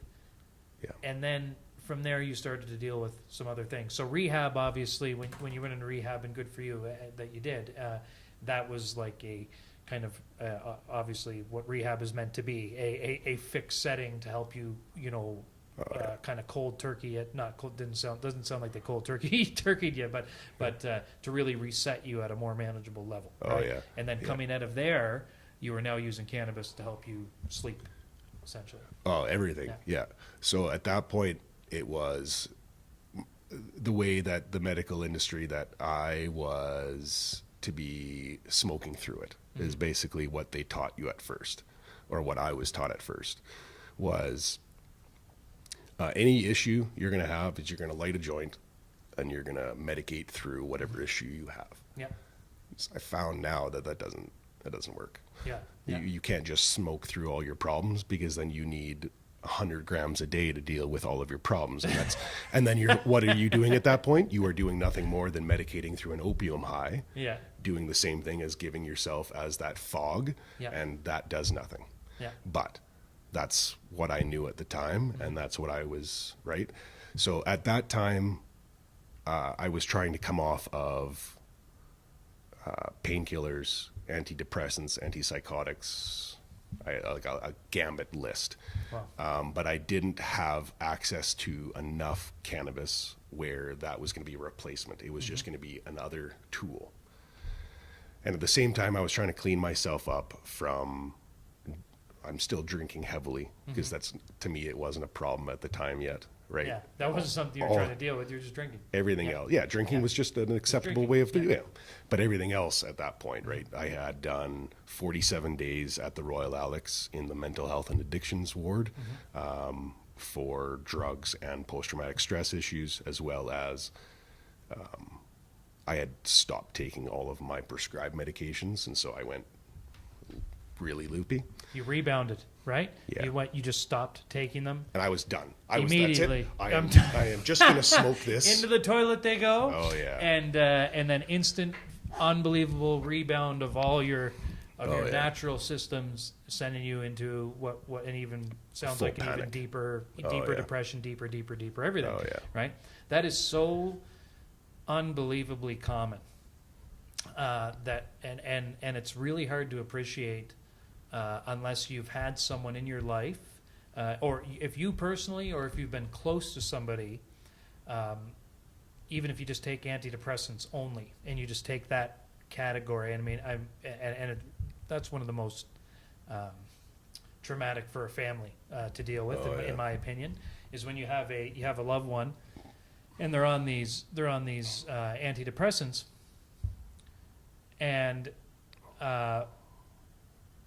they take them, and it puts them in a state that doesn't feel like themselves, right? So you're taking these antidepressants to depress emotions, and then you end up sometimes. I mean, I don't know if this is what you felt like, but some people describe it as all their feelings have gone away now. 100%. Yeah. So that's how you felt? You take these things, you have no feelings. I had zero. You have no feelings. I was right? a zombie. And you want your feelings back, right?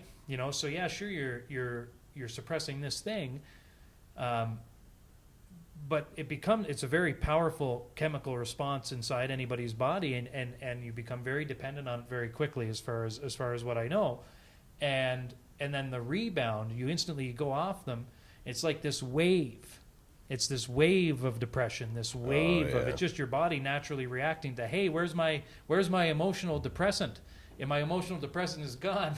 And here come the emotions. Well, that, and you get brain zaps, because then your brain is going into withdrawal, because it's a chemical base that is basically releases serotonin or dopamine into your brain, right, depending on the antidepressant that you're on. And so at that point, you're also going through withdrawals where you're going to get physically and mentally sick. You're going to be throwing up. You're going to be sweating. You're going to be all of this kind of stuff.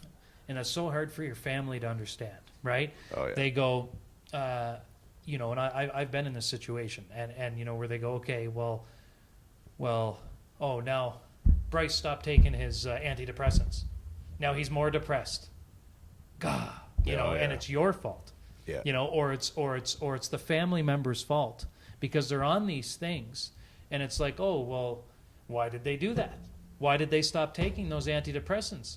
Well, it's because they want to have feelings. You actually again. want to have a life. You're you're trying to get rid of this thing, but it's such a these drugs are so powerful that you know, and then the person ends up in a deeper depression, and then that becomes difficult for the family member or the family or the friends around the person to really understand, because they can't, you know, I can't understand how a family member feels. All I know is, you know, they're having some mental health issues, and they were supposed to be taking these pills from the doctor, and then they stopped taking them, and now they're more depressed. Well, come on, what are they doing? You know what I mean? Like, right? and I'm speaking from, you know, some personal, you know, experience, and you know, and that's not fair, right? Yeah. Because it's these drugs, it's these drugs that are causing this reaction, and that's why it's so important that, you know, that somebody doesn't pick up cannabis and then drop all their other drugs instantly that day and say,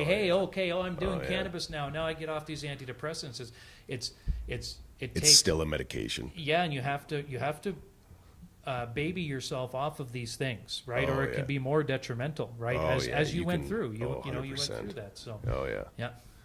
Yeah. It was So I'm still on a little bit of an antidepressant because I've never been able to get off of that dose, that 60 mil dose that everybody has that issue with. I've tried before, and it was just I need time at a beach. For sure. Right? I mean, it takes time. It takes you know, and years and years and years. I've been on antidepressants, antipsychotic, like you name it, since 2004. Yeah. So, you know, now that it's 2019 and I'm slowly weaning back down off of that giant list of medications, I'm at a point now where I have figured out how to medicate accordingly with my dosages. Yeah. I've gone from 0.5 of a gram a day to I am prescribed 10 grams a day now, and I use oils, smoke, and rosin form, and I medicate thoroughly throughout, and it helps everything from my pain all the way through to my post-traumatic stress. And so what did you replace? So what did you replace with that? What are you not on today that you were on at the beginning? Any of the major pain pills. Yeah, all opioids are out. All gone. Opioids are gone. No more antipsychotics. So you're 100% opioid free. Essentially. Yeah. Well, congratulations. I hear heroin can be detrimental on the streets. Yeah, it can be. Yeah. Opium is heroin. Yeah. And Sorry. I actually, you know what? Yeah. Speaking of that, man, I'm just doing a dig at the opioids, so I couldn't resist. It is a giant epidemic, man. Yeah. So that's amazing. So you're off all opioid based pain pills. That's good. Yeah. And what else? No sleeping pills. No sleeping pills. No antipsychotics. No. I am only on a little bit of antidepressant and one pill for my stomach because of all of the GI issues that the pills have created. Yeah, I mean, you know, and congratulations, congratulations, man, and I love that, and you know, so and it's not like, you know, so cannabis has not gotten you 100% off of everything. Not yet. Not yet. So but maybe it will, right? Oh yeah, it will. But the thing I love about your story is it's gotten rid of this great big collection of other shit that you do not have to worry about. You don't have to deal with those side effects. You don't have to deal with those feelings, right? Oh yeah. And I have emotion, and you have emotion. My feelings back. And I've noticed you do have emotion. It's very, very much so. Yeah, it's good. I can be super passionate. Yeah. But at the same time, it allows me to be real emotional, Yeah. right? Where if I'm going to feel something with the other medications, everything was shut off. Yep. There was It there inhibits was no, everything. That's what it does. It's It a blocker. inhibits. It Exactly. blocks something, Yeah, or 100%. it blocks something or activates something. Or it changes the chemical compounds in Yeah. your brain to make you feel a different. Yeah. Where cannabis will actually make you feel that experience, and not so much block it, but it can actually show you Yeah. real emotions. It can show you your real injuries. Like, it's not, cannabis isn't something that replacing or it's going to take you off of. It's going to show you what's wrong with your body. And it's up to you to then fix that problem, because cannabis won't. No. It won't No. fix it. You can't. Yeah. It can't. It'll show you what the fuck's wrong with Yeah. you, though, real quick. And if you don't take that upon yourself, all cannabis is going to do is just keep reflecting at that point. It's going to be like a beacon of light. Yeah. This is what's wrong. And if you don't Yeah. fix it, that's up to you. It's not up to cannabis to do it. It'll give you some mindfulness to Yeah. to address the issue and help you think and process, help you think 100%. about things and Yeah. process things, Or put you into a mind state where you can then process it, right? Yeah. Like, even with, I use cannabis as a tool when I go to mental health now. Yeah. If I go and talk to a psychologist and I am in a mental state where I don't want to talk, because you get in those states where, fuck, Yeah, you do. I don't Yeah, want to for talk sure. to nobody today. I'm going to trick myself. And I am going to actually medicate with a Yeah. sativa dominant strain Yeah. that is going to make me chatty. Yeah, you're going to go in there and talk 60 miles an hour. But then you bash through those I don't things. feel like talking. Yeah. 5 minutes later. Oh my God, I just want to talk about everything. Right? And your doctor's Are you like, tired of me saying words? Why are you talking about 6 things at once? Just take notes. I'm doing this, right? Like, it's one of those. Are you getting this? Yeah. I'm dealing with this. Yeah. You better be listening. Yeah. Right faster. Oh yeah.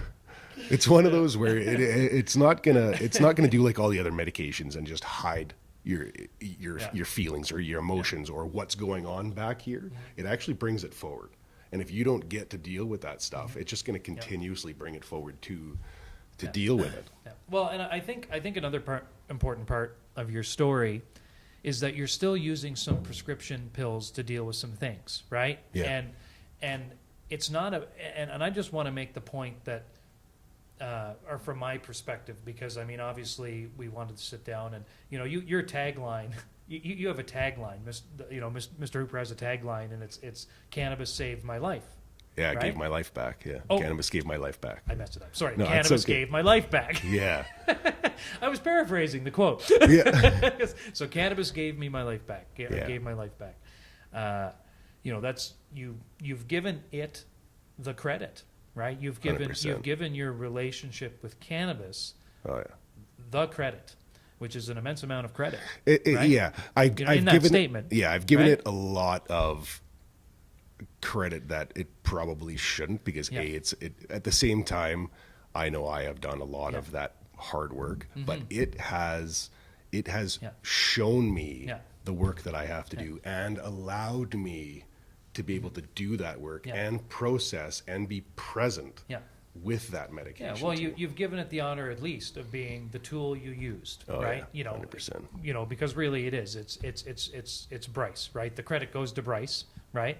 But you're holding this tool in the highest esteem of what supported your journey there. But I think it's so important, from my perspective, to point out that you're using some very powerful pills still, right, to help you out, because it's not about, in my opinion, it's not about, and I think this is a little bit of we have to be careful. I think in the cannabis industry, in the medical cannabis industry, as an educator who you are, for myself as an incoming cultivator and building a health and wellness company is what I'm focused on.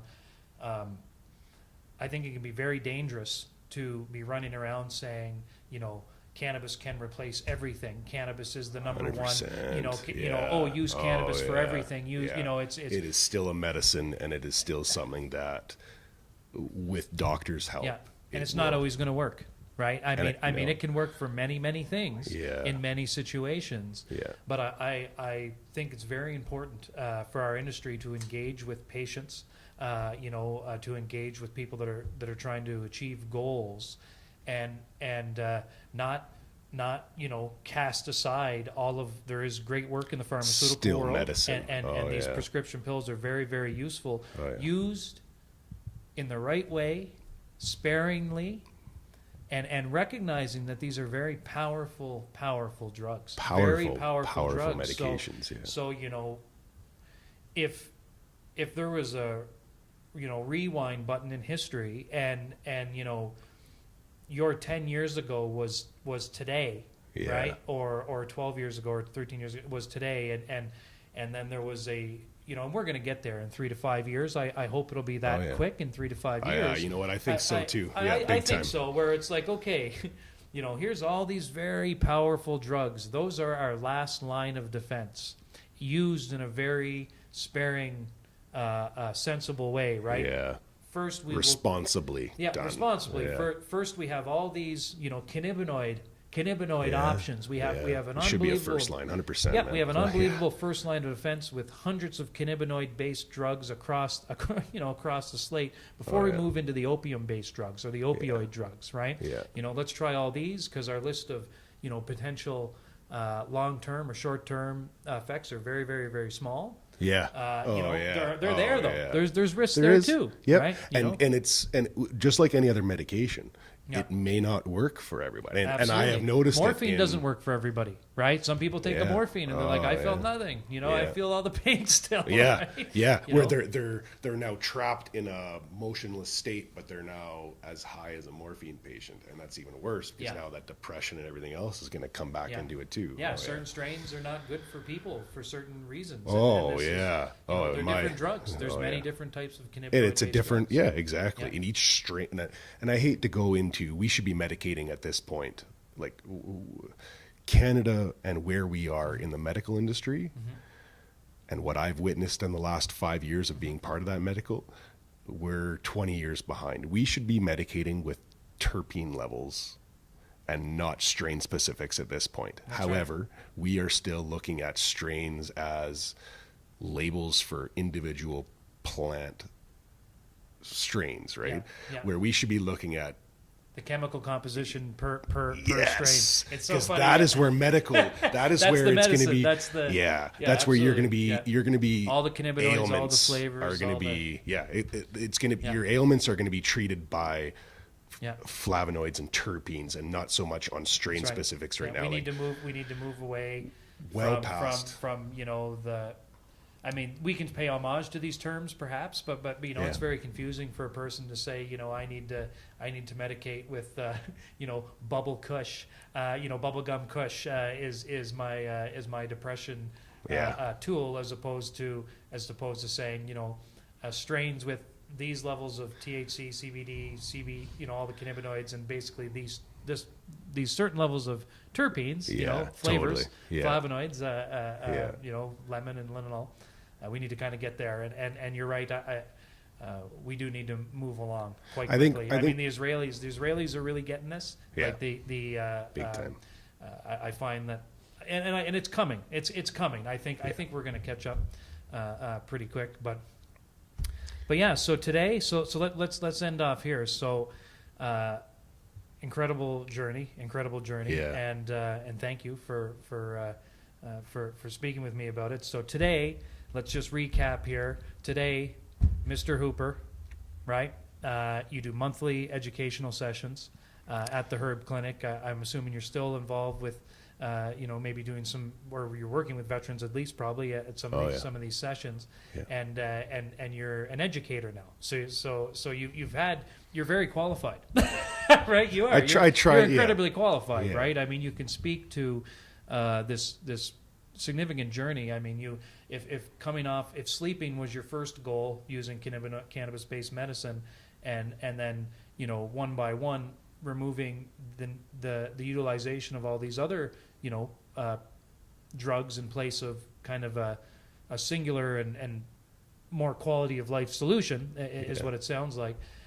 You've gone through it. So for me as a patient speaking to somebody like yourself means a lot, right? So what's your schedule like? What's your ongoing weekly life like? I know you do a lot of traveling around to sessions and whatnot as well. You do remote sessions. You're doing special sessions. You do special sessions. So what is your dailies? So I've set it up now where St. Albert at the home clinic, at the Herb Clinic, the second Thursday of every month from 7 to 9 p.m. is the clinic's information and education session. That is where I'll have a medical patient come out and I'll interview them depending on who they are, what their involvement with the world is. And then I also bring in a licensed producer. And that licensed producer I'll interview the person as a person. We get to know that rep a little bit, and then we get to learn about that licensed producer and their medicines and what they offer to not only the veteran community, but the medical community as a whole. And then I also do, every 3 months, I go up to Coal Lake on the Air Force Base there. Oh, awesome. Only because I've noticed that the peer support, that's something that the Coal Lake area does not have. And it's not so much just veteran based. I have opened it up to civilians and veterans. And we're working with either the Legion or the Air Force Association up there. And so they'll give us an access to a venue of some kind, and I'll bring the basic, either a Cannabis 101 or some kind of a sessions to them, and that's about 2 hours as well. I also travel anywhere that anybody wants to kind of hear it. I've gone to Wainwright and I've worked at the Legion there.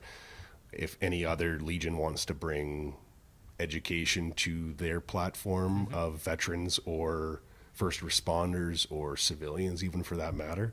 I also educate at, business colleges, and I've traveled to Ontario. I also go and educate other cannabinoid clinics. I've traveled to Toronto to educate on other veteran specifics. But just the Herb Clinic has kind of keyed it where education is our main driven purpose. Because I have found with my experience in the cannabis industry that there is no education. So the basis of our clinic is just that, is you're going to get that overwhelming amount of education that you probably don't need all of it, but it's better to have most of that gray matter updated, and then you're asking questions that you're 6 months ahead of most other people. I love that, and thank you for doing that. This is what one of the things that I'm most excited about in the whole rollout of the medically focused cannabis industry is this whole education component. It's like, hey, come and learn about how you can find a cannabis based treatment that might be unique to you, but you can use it to achieve some goals in your life, and it's and that is not something that has ever happened or needed to happen in the last however many decades of prescription pill issuance, right? It's more like you're on this pill, and maybe there's a brief overview of the side effects, and then you hear like a news report on CBC Marketplace or something. It's like, oh yeah, by the way, these drugs cause hallucinations in 50% of their patients. You're like, oh my God. Cannabis, almost, I guess, maybe thankfully, due to the way that it's rolling out, very over-regulated and very legislated. I guess we might have that to thank, that we're able to go out there like this and help really get out there, and there's so much education to be done that it's like it's an opportunity for us in the medical world, with whether it's from peers to peers or medical professionals to patients, to like wake people up to how drugs work in their bodies. Cannabis is doing that. I think that's the big one, is that with the stigmatization and the decriminalization over the next little bit of cannabis in itself, because of the reefer madness that we've experienced over the last 100 years. Yeah, we have to counter the anti-education. There's a lot of people that don't realize that there's a system inside of our bodies that actually works with Yeah. cannabis. Yeah, the internal cannabinoid system, Oh! endocannabinoids. And We're going to infographic this. Yeah. All our technical stuff, we're going to infographic. Perfect. So it'll all pop up. Right now, we'll have an infographic of the endocannabinoid system. It'll be like lighting up as I say this, and I'm doing my hands like this. Pew, pew, pew, pew, And it's pew. gonna be right I'm here. just making it hard. Sophia, you got that, Sophia? Pew, pew, pew. Okay. That's awesome. She's a really good graphic artist. But anyways, well, Bryce, you know, you're doing great work. Thanks, man. I've been to your sessions. I enjoy your sessions. Even when I'm not there, sometimes we're able to record your sessions. Oh, so I yeah. can watch them yeah. afterwards. But I appreciate the work you do, and I appreciate you telling your story. So, Thank you for having me, all Tanner. right, buddy. Thanks, Thank man. you.